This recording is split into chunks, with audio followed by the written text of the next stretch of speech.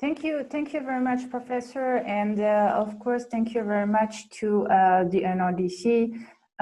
So warm and respectful greetings to General Farina and General Guglielmo.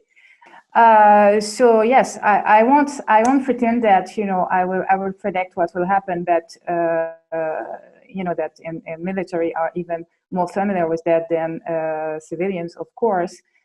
We have kind of methods that we can, try to identify what will be, the main trends, or to identify some, let's say, drivers to be careful, to be monitored, to have an idea what the future could look like by 2030.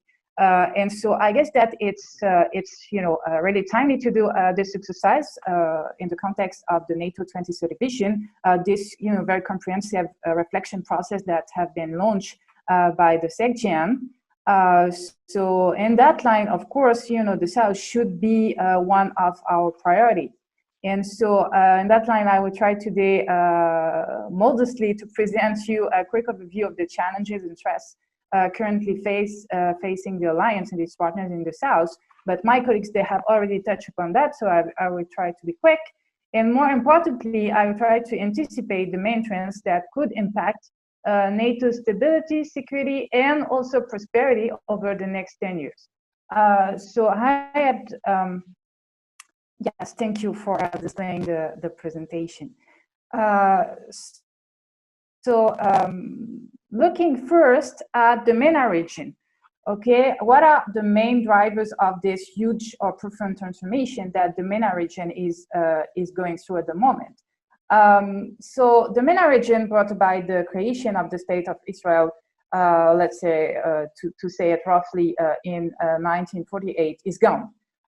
We see a considerable fragmentation, continuous instability in the region that is due to, first of all, the breakup of several nation states, multiple conflicts, and so also the fact that almost all the stakeholders at the moment present in the region, so state and non-state actors, but also influential outsiders, they are involved in one or more conflicts through direct military engagement or indirect military, financial, or political support.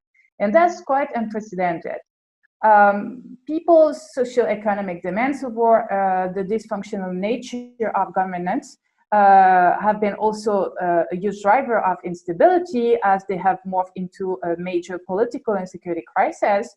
They have led in some cases to the fall of political regimes like in Syria, Libya, Yemen, or Sudan.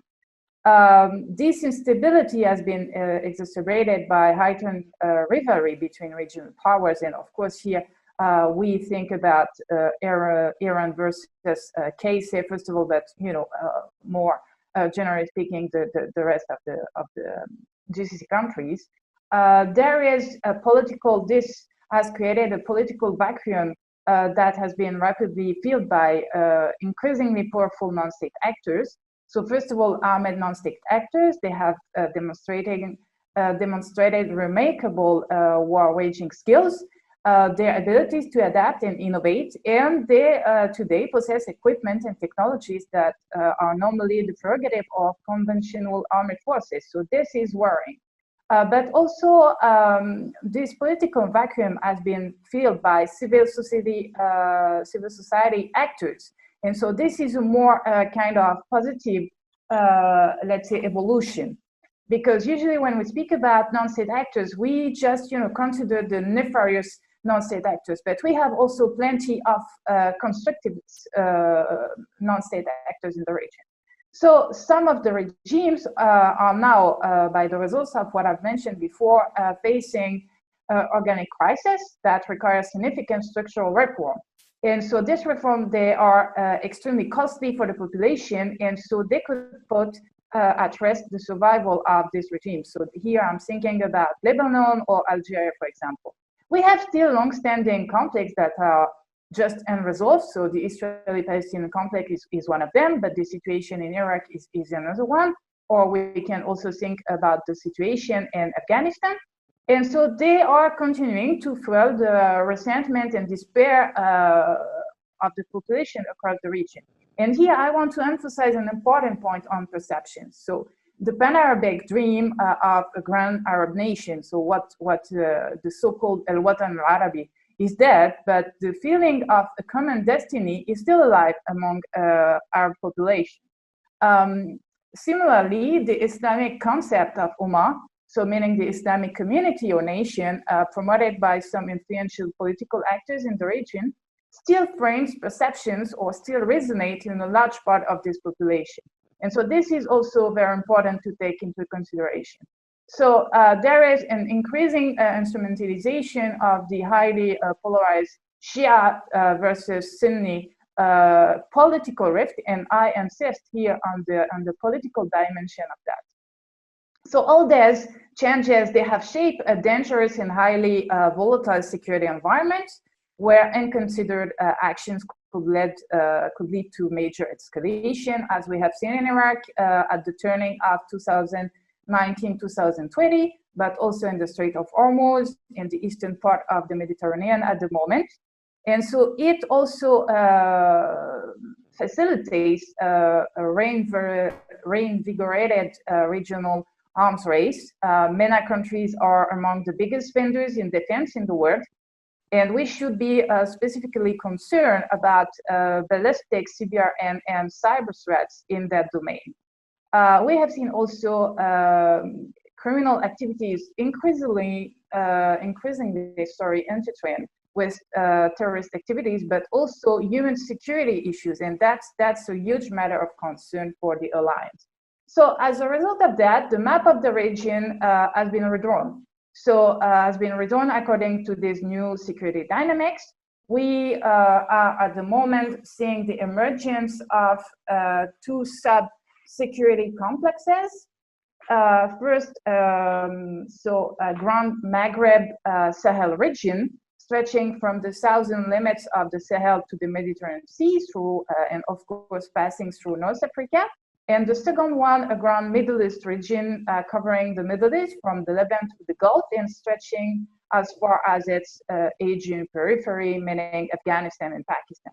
So in this regional configuration, maritime spaces, meaning Mediterranean Sea, Red Sea, Gulf of Aden, Persian Gulf, they play a critical role because they are pivotal areas where by nature they are disputed areas by powers where they confront each other to set the outer limits of their spheres of influence. In the same line, Afghanistan and Iraq, they are also disputed areas because they set the limits between these zones of influence. And so they are kind of buffer zones. So with these new parameters in mind, I think that it would be more appropriate to refer to a Grand South rather than a broader MENA region in the NATO terminology. So what this NATO's Grand South periphery will look like by 2030. And so here, if you would be kind just to move to, thank you. So this new strategic situation is a source, of course, of legitimate concern, as the generals have mentioned at the beginning, for the alliance, but also for the southern partners of the alliance. And here, of course, I'm speaking about the Med dialogue partners, but also the ICI countries and a couple of other countries that belong to the Partnership of the Gulf format. So considering the magnitude of these challenges lying ahead for the countries of the Grand South, the alliance needs to carefully monitor this development. And as you mentioned, that's one of the tasks of the Hub for the South. But we need also to be prepared to face the security implications of any further deterioration in this region. And that's probably the rationale for the request that all the NATO command structure has received about thinking of additional engagement for the MENA region, but also thinking about how we could develop a cooperation with the Sahel. So just to try to look at 2030. So let's try to identify the key dynamics that could shape the future of this Grand South region. So first of all, the long-lasting consequences of the COVID-19 crisis. The COVID-19 crisis will have, of course, a serious negative impact on the budgetary resources of these countries. So given the contraction of our revenues first, but also I can think about tourism or remittances. The scale also of the public spending required to protect the population from the pandemic's effects, of course, will affect these revenues.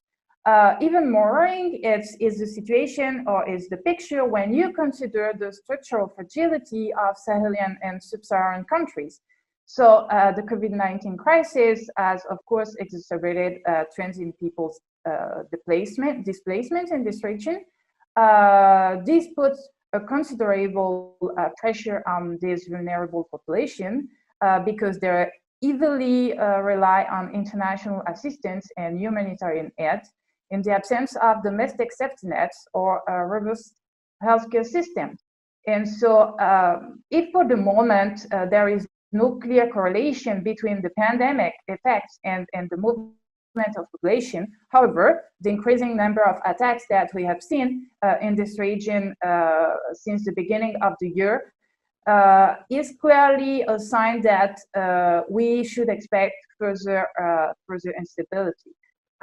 These attacks, they are complicating populations' access to medicine and protection equipment, of course, but they are also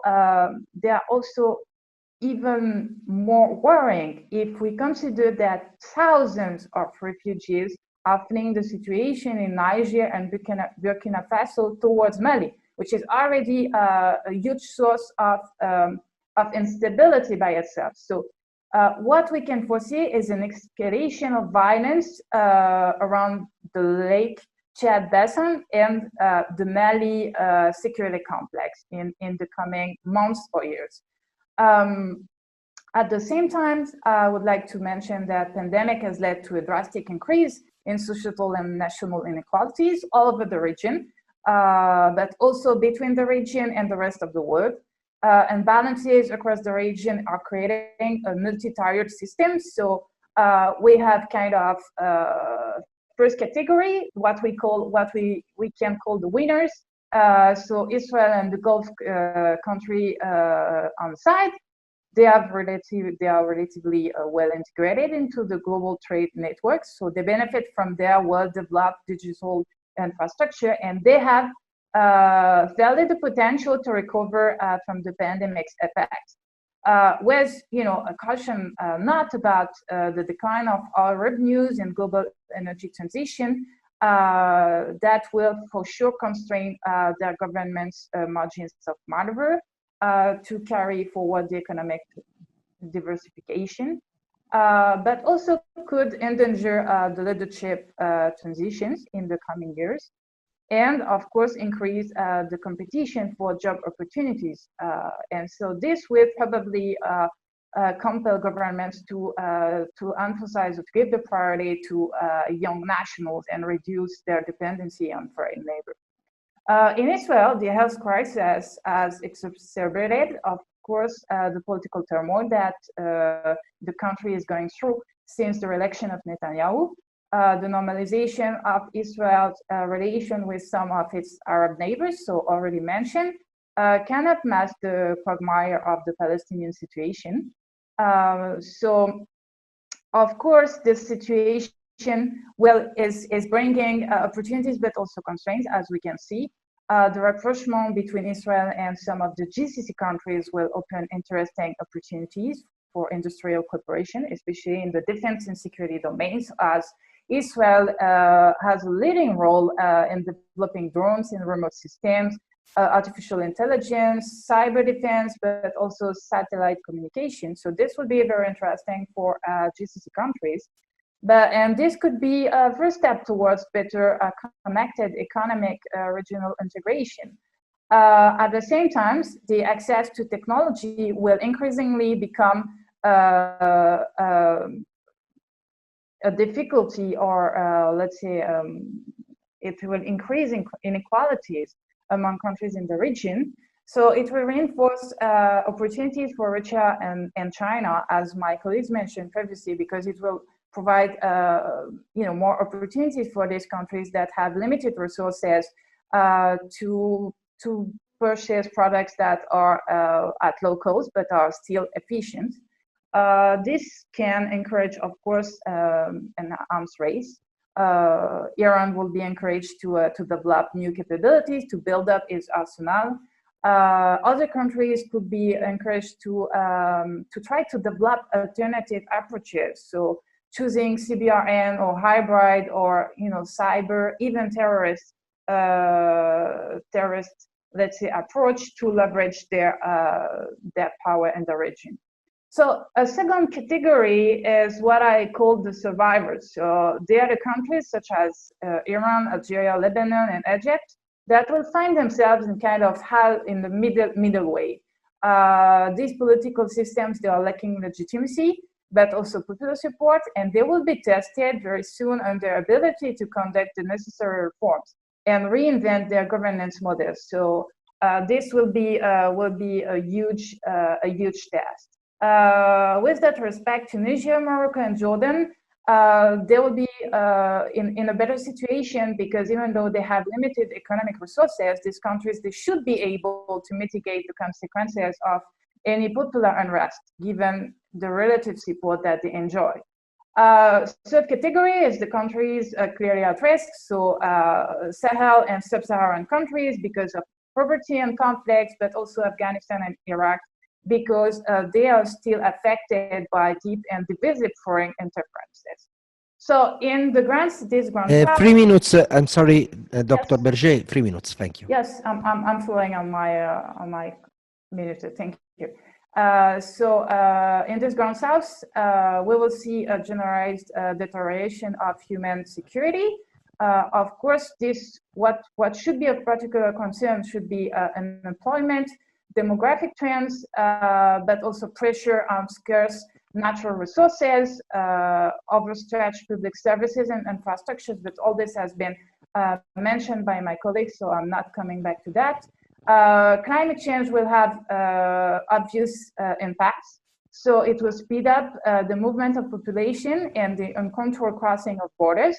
Migratory flows will likely be accompanied and sustained by criminal activity that could also fund armed groups. All this could fuel social tensions in urban areas in North Africa and other places in the region, and in refugee camps, for example, in the Levant.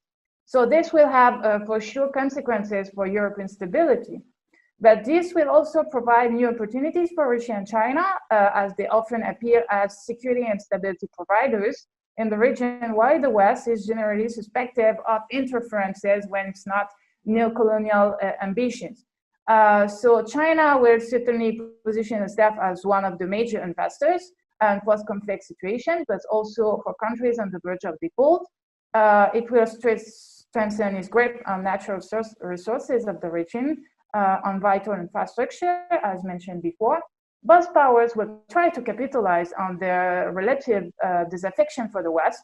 So due for part to the US shifting interest towards Asia, but also in clear European ambitions in the region. So this would probably trigger first competition and proxy wars in the region. So what for NATO? NATO should primarily focus on the Mediterranean area and North Africa, because this rising instability will affect the security of the alliance. Then NATO could also consider engaging, even to a limited extent, in the Sahel region. Mauritania could play a pivotal role in that. And finally, developing interoperability would be key